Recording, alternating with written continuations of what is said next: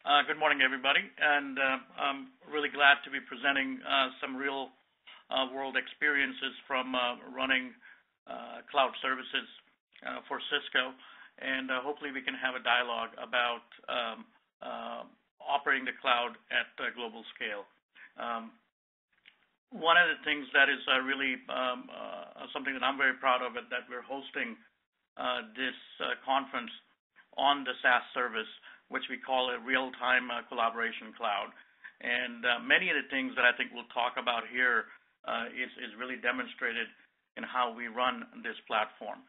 So hopefully we'll leave about 10 minutes into the conversation for Q&A and hope to engage with you on these experiences. So I'm going to start off with a little bit about Cisco's point of view and how we think about the cloud. And then we'll talk about specifically around how we operate SaaS applications such as WebEx within Cisco and some operating experiences. So as you all are probably aware of, cloud computing is the next big step in the evolution of computing and the internet. It actually has been around probably in some form for quite some time, and I think it seems like a natural progression for the evolution from where we have been from the mainframes to where we are. And I believe that depending on who you talk to, it is somewhat of a awesome illustration of what the power of internet can do. So I won't dwell on that too much and really talk about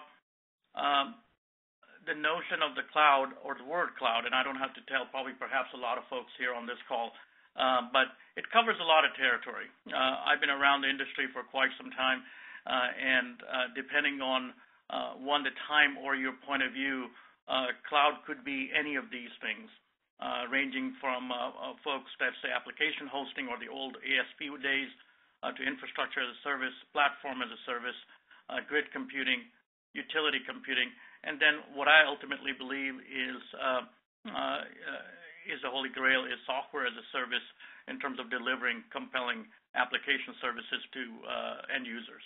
So we'll probably be talking, at least from my context, I'm talking a lot more about software as a service, but equally important or relevant are all these underlying building blocks that make up our ability to deliver software as a service. So a quick anecdote, at least from my perspective, and how WebEx as an application has grown up over time, and really a sign of times for where we are is that video is dominating information flow, and we actually estimate that 91% of internet traffic will be video by 2013. So it's an interesting data point, depending on whether you get whether we're off by a few numbers or what have you, but how you design networks, how you design infrastructure for IT or even for the cloud primarily changes in this notion to you're designing the network for video and then there is some data and voice on it, as opposed to there's data and voice and then there's some video on it.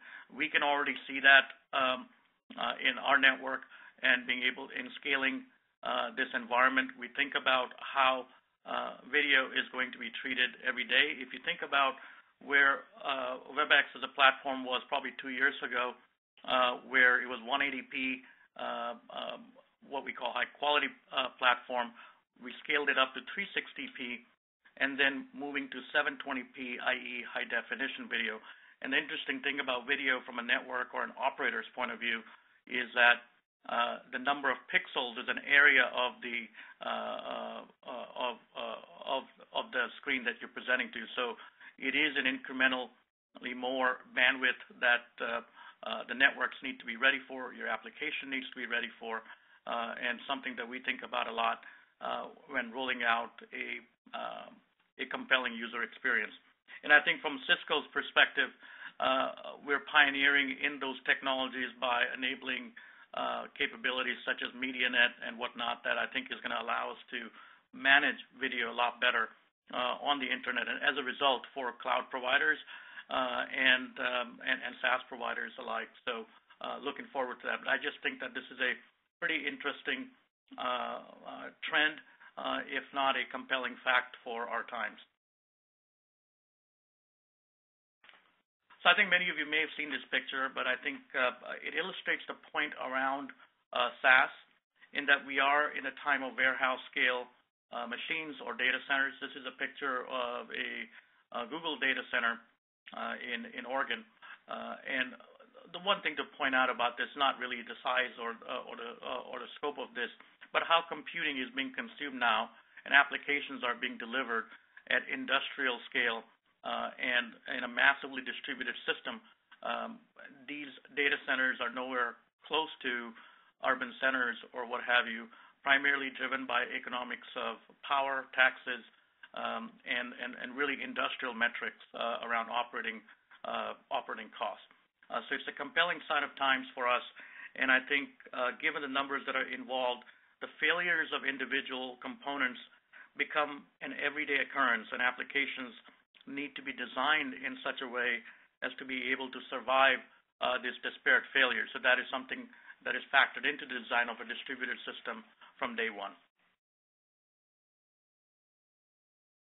So I think the point here is that while we believe that the cloud starts off with the data centers, there is even a much bigger cloud, if you will, on the horizon, which is connected through mobile devices, and in fact, many, many other consumer devices that we don't think of as an extension of the cloud today.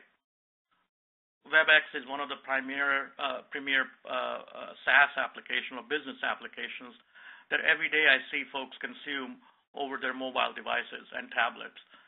Many times I'm in a conference room. There's a large projector with a presentation going on. I look around the room, and many of the folks in the room are primarily consuming the presentation and the experience through their mobile tablet, and not as much what's going on in the presentation. So it's just, I just think that that's a compelling way to think about SaaS applications and how people are going to consume that in coming times. So let me kind of bring home to a little bit about what it means from real life experiences. And this is a illustration or an analogy, if you will, from A Sign of Times from a turn of century, a book called Big Switch that illustrated what happened to the industrial age when manufacturers, all of them needed to have their own generating capacity. And then with technology, the advent of the grid came about, or the power grid as we know it, and what it did to the industrial age. I think a similar paradigm, whether you believe it or not, could be applied to where we are in terms of traditional data centers, and then moving into an era where cloud computing, whether it's private or public cloud, will drive, I think, innovation and adoption curve. So I think this is probably fairly pervasive, and at least from my point of view, we believe that over time, everything will be consumed in the cloud, whether it is through private clouds for enterprises or whether they are business services as well as consumer services.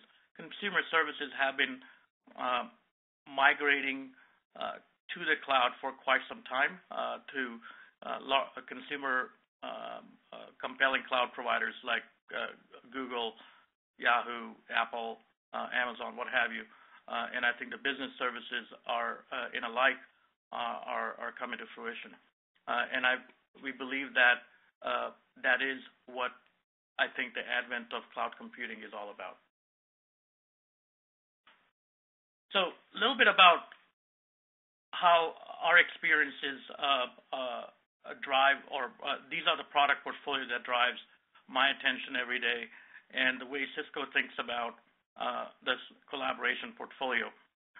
Above are the products and services that I think that we offer as part of collaboration, ranging from telepresence to IP communication, and then on the SaaS spectrum, we have web conferencing, messaging, and then enterprise social software. But I think the important point is when we think about our business customers and folks that would choose to consume it, we think that it is not just one size fits all. People will choose to consume it either on demand, i.e. as a SaaS or in the cloud, or in a hybrid mode between on-premise and the cloud.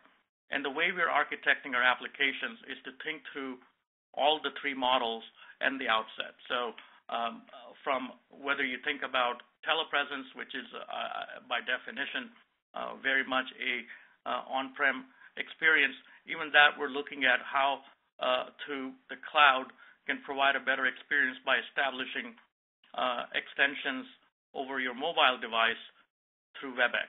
So for example, if you can't be at a telepresence meeting, you'll still be able to join that meeting by connecting over your mobile device. So I think that that's a use case that illustrates a hybrid approach about how cloud would be consumed.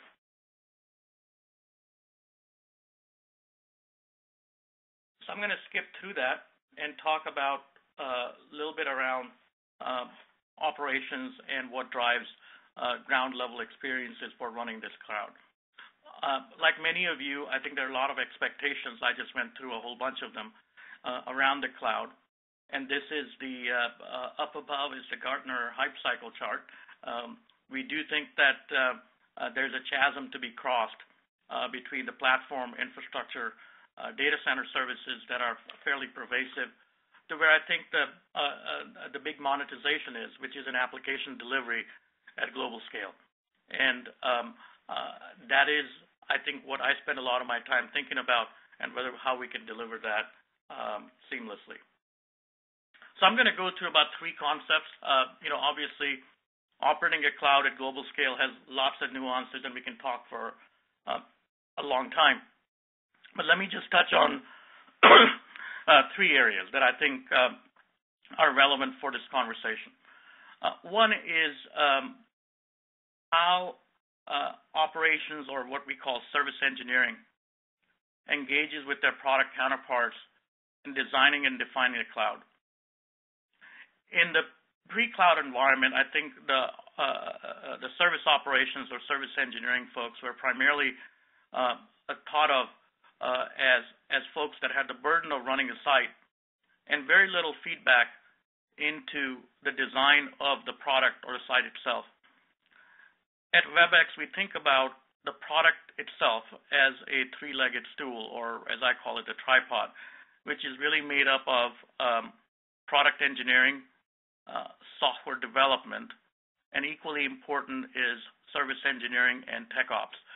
It's a new discipline, I think, in the cloud that brings deep technical expertise in designing what we call service architecture. So the lessons for us have been that it pays huge dividends to engage early on with the software developers and the product management teams and carefully choose technologies from the conception of the product and design it for the parameters that you're looking to deliver early on. And it's an equally important engineering and software development exercise in service engineering as it is in the core product itself. There's a lots of joint planning with product and software engineering around operational excellence, and I'll go through some of the parameters, I think, in the next slide. We also think that one of the unique things about the cloud is that, or a cloud service rather, is that you don't have to have it perfect out the gate. The very notion of the cloud allows you agility and frequent releases and to be able to iterate over time. And I think that's a powerful capability relative to a shrink-wrapped software or a product that needs to be shipped. And just the burden alone of fixing it requires that it be perfect. So we focus a lot on agile and frequent deployment. And then ultimately, I think managing, optimizing, and feedback into the next release is something that service engineering or tech ops takes very seriously, and of working with our counterparts in software development and product engineering, we provide that feedback that develops what we call our service packs, that are monthly service packs that build up to that. So in a nutshell, the new paradigm that I'll offer up to you is to move from running the site as an afterthought from from a software product to really running the site along with your software development counterparts and the product management teams. So here's just some things that when I think about SaaS or web DNA, while I think all of us have the core competencies around running a highly available service, here are some things I think that differentiates a global SaaS cloud. One is high availability. There is no room for error in business-critical SaaS.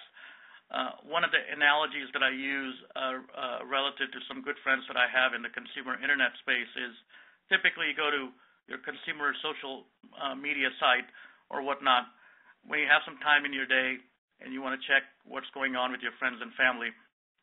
When you're talking about a real-time collaboration app like WebEx, all of you got up this morning or afternoon looking forward to this conversation. And if the platform had issues, there would be a very different emotion level associated with that. And we think about that every day, and my organization thinks about that seriously.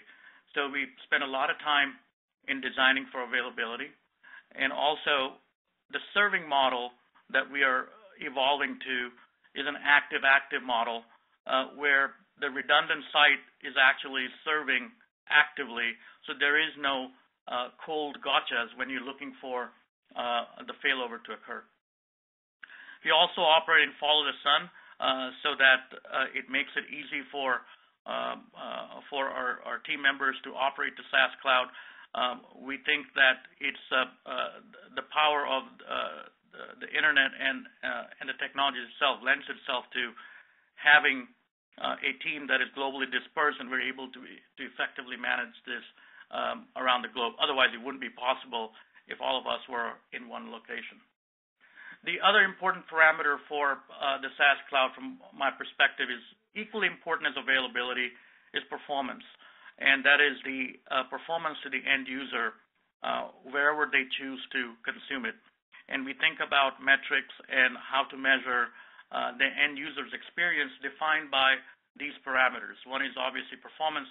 Second is availability around the service itself. We go through a fairly rigorous technology decisions around optimization around performance to make sure that a WebEx user in Asia has a compelling user experience just as much as in United States or any other place. And we think about expanding our global cloud every day and how to deliver those experiences around the world. The next is, obviously, as I talked about, is global footprint. And it is a combination of building out our own infrastructure along with partnering with technology providers and service providers that can accelerate and enable our scale. And also equally important in a SaaS business is something that I work very closely with our product management counterparts is around predictability of incremental cost. And that is to say that in a SaaS business, the gross numbers associated with cost are not necessarily a bad thing. In fact, it's a good thing if your costs actually go up. What you want to make sure is there's predictability about incremental cost or unit cost as your service grows, so that it is an effective business for you to be in, and the service is actually delivering to the bottom line. Two other things that we think about a lot is agility. I think the cloud itself, as we talked about, gives a tremendous leverage to us as well as our competitors to innovate and to deploy frequently. And the way to achieve that is through service automation and leveraging common processes. So adopting agile and investing in agile tools and software management methodologies are important to us. Last but not least, I think in many large organizations, accountability is difficult to pin down. I'm of a firm believer that in the SaaS world, it is important that you define a service owner that has the single accountability for the entire service. While some of the underlying layers of infrastructure and even software can be provided as a platform. For example, we think about caching and databases and traffic management as a platform that is consumed by many of the SaaS applications. We also have a service owner, as we call it, that has singular accountability from bare metal of the server all the way up to how the application is delivered to our end users. And that's a model that works well for us.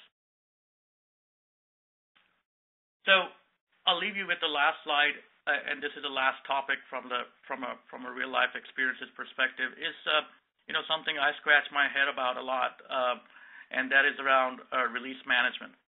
And as your service becomes more compelling and business critical, it also comes with the responsibility of a very rigorous release management. And let me just share with you some of the things that we experience every day. Our platform has a base release. We also provide the platform to many of our partners and systems integrators and service providers who ultimately then sell it to their end customers. And the systems integrators actually provide additional value by developing certain frameworks on top of that, and then ultimately giving it to their enterprise customers. So you really have potentially three different constituents, all of them that are moving at potentially three different paces. One is your own base release. The second is your partner's agility and system integrators' ability to evolve with you. And then ultimately the enterprise customers and their ability as well of making the changes to their environment at the pace that you need to. So what works for us is we actually have up to 4 rolling releases.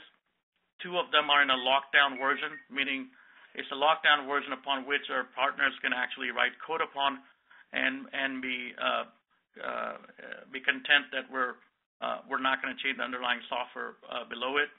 And then we have n number of schedules for end customers. And what's important is that we actually build the ability to turn on or off that particular release in our release management process, so we can deploy it at the pace of customers and their ability to manage that. At the same time, the release itself is already loaded into the cloud. So we have some work to do in terms of making that to be primarily automated and customer-driven, so we're not as involved with it, and the customer can just go and turn on that feature, and they could be on the next release. But today, we at least have the capability built in where we have an on and off switch for major functionality to all customers. The last thing that I think I battle with a lot, and also speaking to a lot of our customers, large enterprise customers, is the notion as application move to the cloud. For lots of IT organizations, managing the amount of control that they have with uniqueness versus multi-tenancy and lesser control.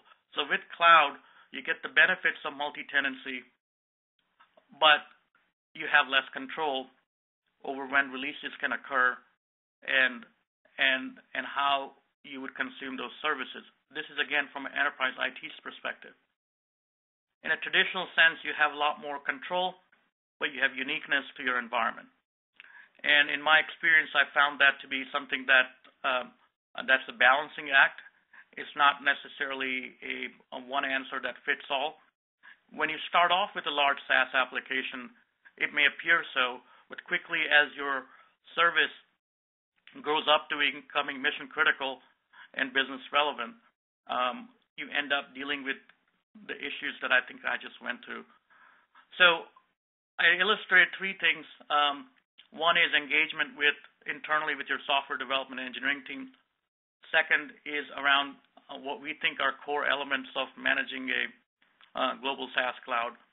And third is some deeper dive on release management. So those are some real-life experiences. We're really proud of managing the SaaS cloud and a very compelling real-time collaboration application. And hopefully I provided some insights into how we do that. So that's it. And hopefully if there are some questions, I can take them on now. But thank you for your time.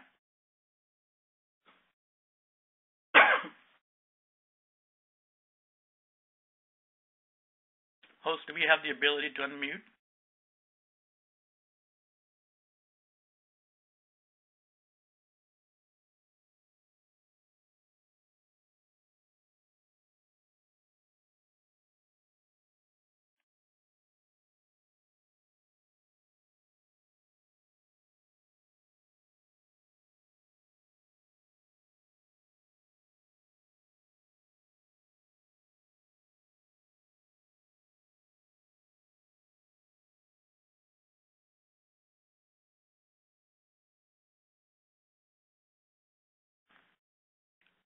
Sanjay, thank you for the question.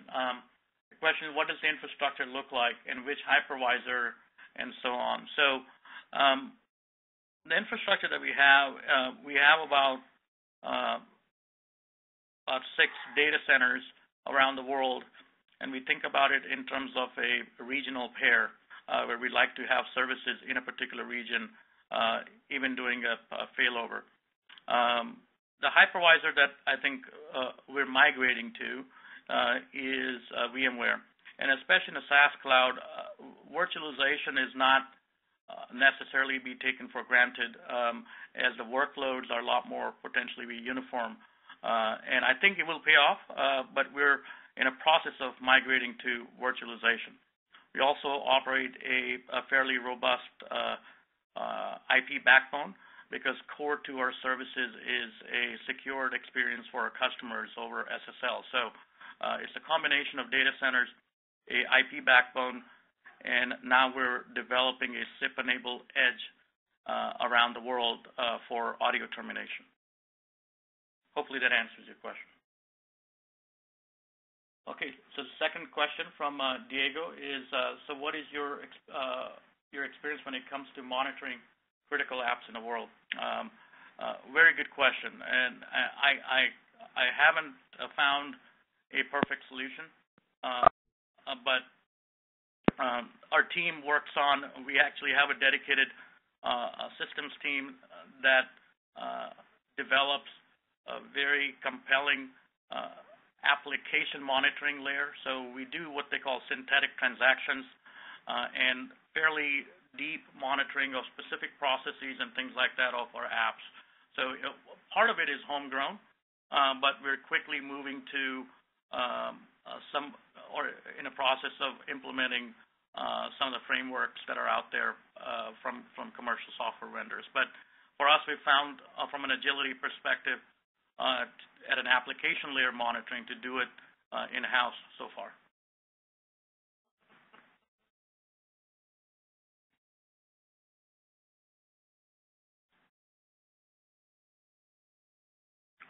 Okay.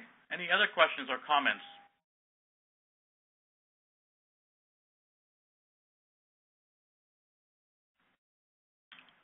All right. Thank you so much for joining me, and hopefully we'll run into each other someday in this industry. Take care.